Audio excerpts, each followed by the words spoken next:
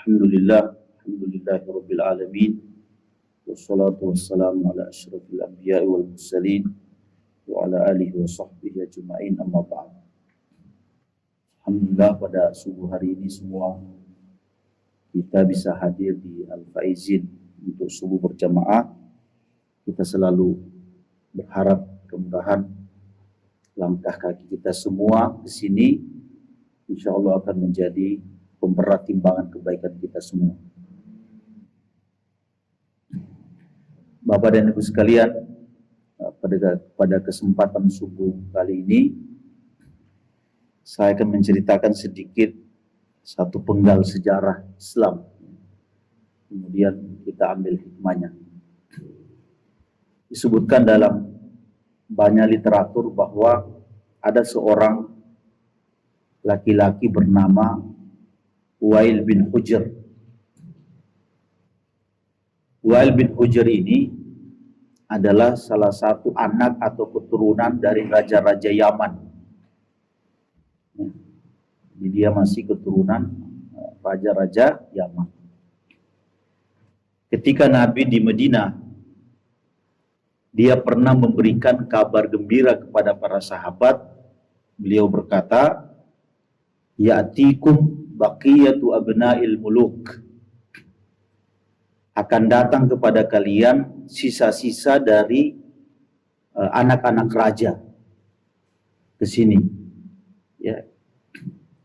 Dan berita gembira itu pun tiba dengan kedatangan Wail bin Hujr ini ke Madinah untuk masuk Islam. Nabi pun mendoakan keberkahan untuk Wail dan anak-anaknya. Ya. Namun Bapak dan Ibu sekalian, sifat atau karakter sombong sebagai seorang anak raja itu belum hilang dari Wail bin Hujr ini.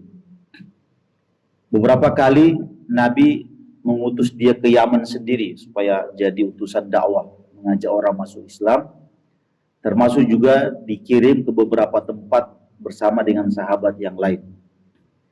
Nah, salah satunya adalah cerita perjalanan dia dengan Muawiyah bin Abi Sufyan.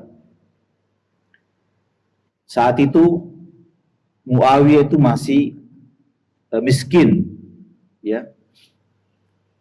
Katanya sendal pun dia tidak punya.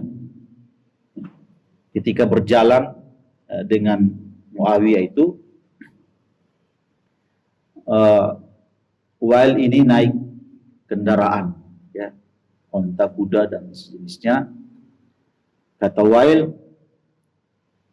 "Ardifni ala naqati."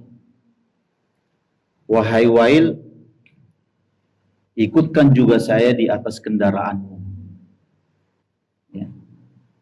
Kata Wail bin Hujr, saya tidak pelit dengan ontanya, bukan masalah onta.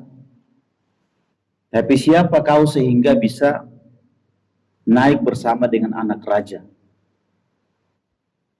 Saya tidak bakhil dengan ontanya, tapi siapa kau sehingga kira-kira kita berhak duduk bersama? Ya. Kemudian kata Muawiyah, kalau gitu pinjamkan saja sendalmu karena gurun pasir ini panas. Kata Wail, bukan masalah sendal. Tapi siapa juga kau sehingga kau berhak memakai sendal anak raja? Ya. Kata Wail, bernaung saja, berjalan saja di bawah naungan kendaraan itu bisa. Ya. Nah, saudara-saudara sekalian, puluhan tahun kemudian Muawiyah bin Abi Sufyan itu berubah menjadi seorang raja atau khalifah. Ya, khalifah besar. Dan suatu waktu Wail ini sudah usia 80 tahun mendatangi Muawiyah ke Syam, ke istananya. Saat itu Muawiyah sudah seorang jadi khalifah. Melihat Wail datang, dia kemudian berdiri menghormati Wail ini. Diajak duduk bersama, kemudian dikasih beberapa dinar. Adegan ini kemudian diingat oleh Wail, ya, beberapa tahun yang lalu perlakuan ini agak berbeda. Kemudian Wail berkata, "Lau raja'a binaz zaman, ya, la ahmiluka yaumaha baina yadayya."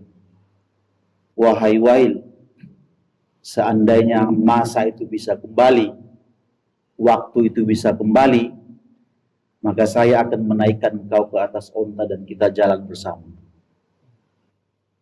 Ya.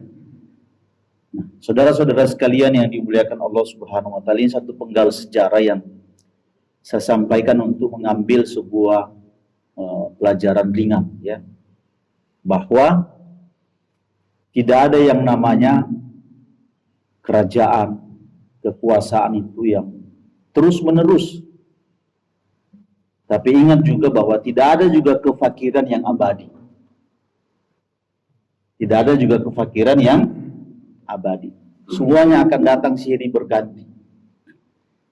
Inilah yang Allah maksud di dalam Al-Quran. Wa tilkal ayyamu nudawiluha bainan nas. Bahwa hari-hari itu kami pergilirkan untuk manusia. Ya. Hari ini banyak orang yang dulu misalnya kita sama-sama, kita kaya dia miskin, itu nanti dibalik. Ya. Dulu anak buah kita nanti akan jadi bos kita. Dulu kita anak ngaji kita sekarang jadi guru kita. Ya. Dulu dia miskin, sekarang begitu akan dibalik. Dan semua perputaran waktu ini yang kadang-kadang dilupakan oleh banyak orang. Ya. Perputaran waktu ini Allah hadirkan kepada kita. Bahkan tidak sekedar perputaran waktu kita, bahwa ada juga perputaran besar bahwa suatu waktu nanti kita akan meninggalkan dunia ini dan diganti oleh generasi berikutnya. Awatilkal ayyamu nudawiluha bainan nas. Itu ingin disampaikan oleh kisah ini. Yang kedua, pelajaran keduanya adalah bahwa kenapa Wail bin Hujr itu dalam tanda kutip ada semacam kecongkakan, kesombongan, memandang enteng yang lain. Karena dia merasa ada kelebihan. Kelebihan ini yang kadang-kadang membuat orang mulai sombong. Kelebihan ilmu, kelebihan harta, kelebihan kegantengan, kecantikan, itu biasanya orang membuat lebih besar dari yang lain. Makanya para ulama mengomentari tentang kenapa Namrus itu berani mendebat Ibrahim. Ya. Alam taro ilal ladzi haja Ibrahim. Belumkah engkau pernah melihat seorang laki-laki yang berani mendebat Ibrahim tentang kekuasaan, tentang ketuhanan? Allah memberikan sebabnya. An atahu Allahul mulk. Karena Namrus itu dikasih kerajaan. Karena kalau dia fakir, miskin, jelek, dia tidak berani mendebat Ibrahim.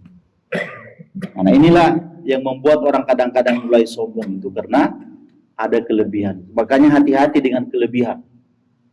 Ya. Allah Subhanahu wa taala berfirman, "Innal insana la yatagha." Manusia itu ada potensi sombong. Karena apa? Ar-ra'ahu istaghna. Melihat dirinya ada ketercukupan. Makanya orang kadang-kadang ada hikmahnya itu dibuat ekonominya tidak terlalu melambung. Dilihat ininya tidak terlalu cepat karena khawatir dia tidak bisa siap dengan perubahan. Mudah-mudahan ada manfaat yang bisa kita ambil. Hadanallahu wa iyyakum ajmain. Assalamualaikum warahmatullahi wabarakatuh.